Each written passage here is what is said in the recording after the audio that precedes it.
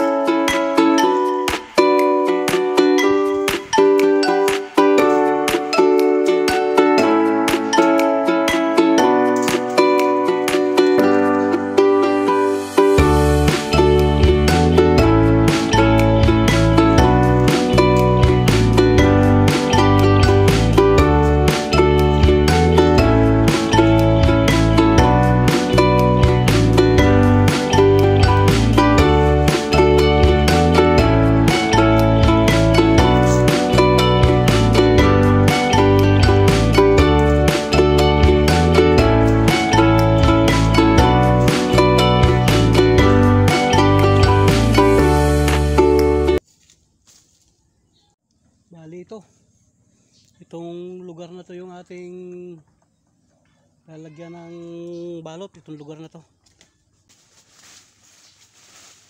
Yan.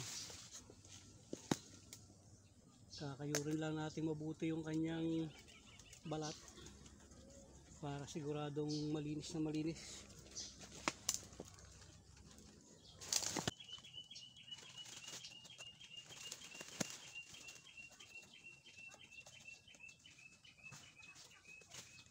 Kailangan makinis na makinis ito para magandang mula.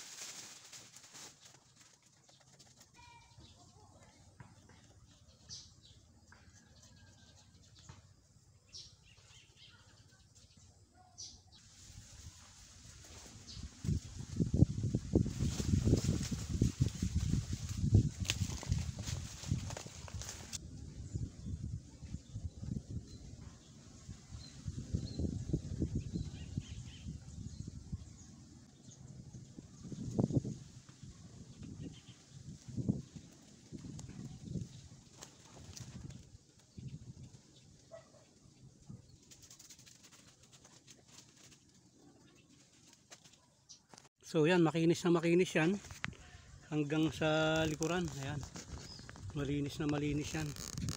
Kailangan kasi wala siyang matitirang balat dito, kasi pag may balat yan may posibleng manalaytay siya dito, hindi ito mag-uugat.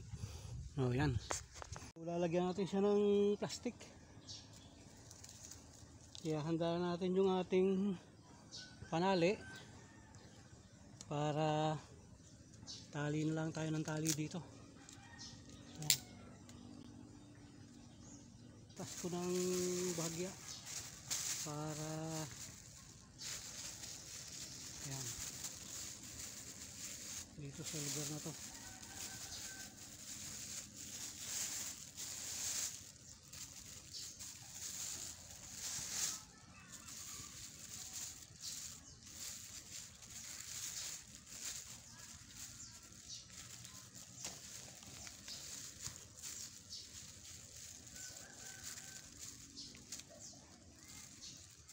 Tatali lang nating mabuti to para hindi tumapon yung ating lupa. Pitan lang natin. So yan.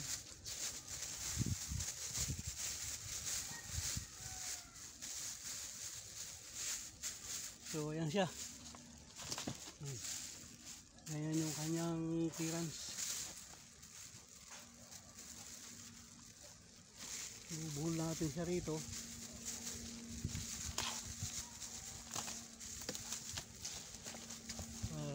So lalagay na natin itong ating lupa.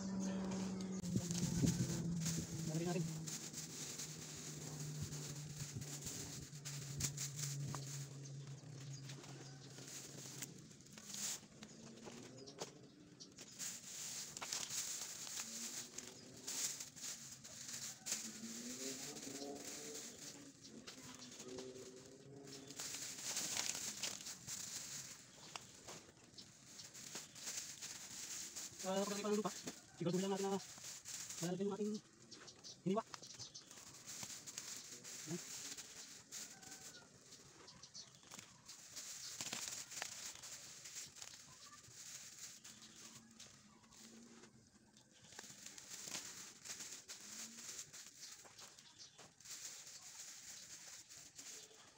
Pali mo natin dito pare.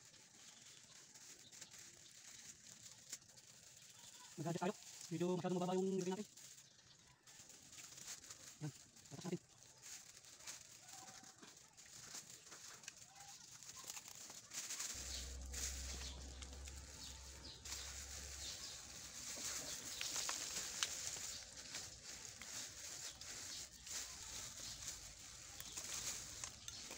Yan.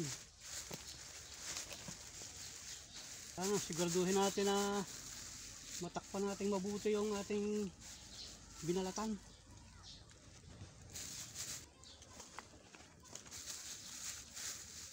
Yan.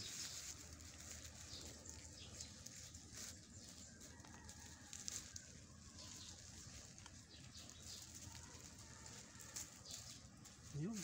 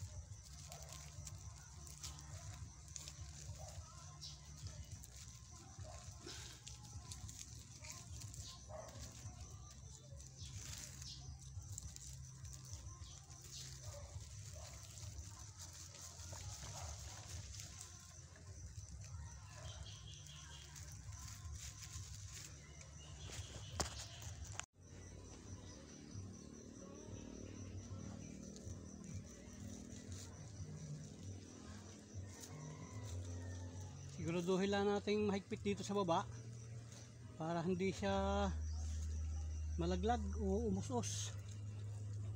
Yan.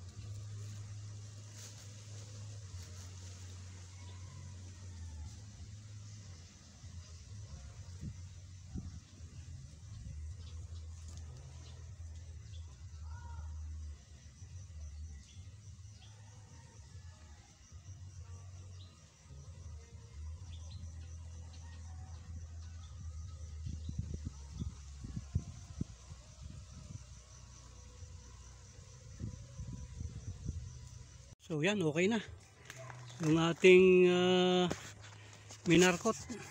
Balikan ito sa after 60 days dahil sa aking experience sa loob ng 60 days marami ng ugat yan at babalikan natin yan.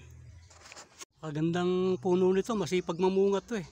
Sa panahon ng tagbunga ay hindi siya nawawalan. Yan, silang dalawa, pati itong isang ito. Ilagyan natin ng harang tong lugar na to para hindi mapaglaruan.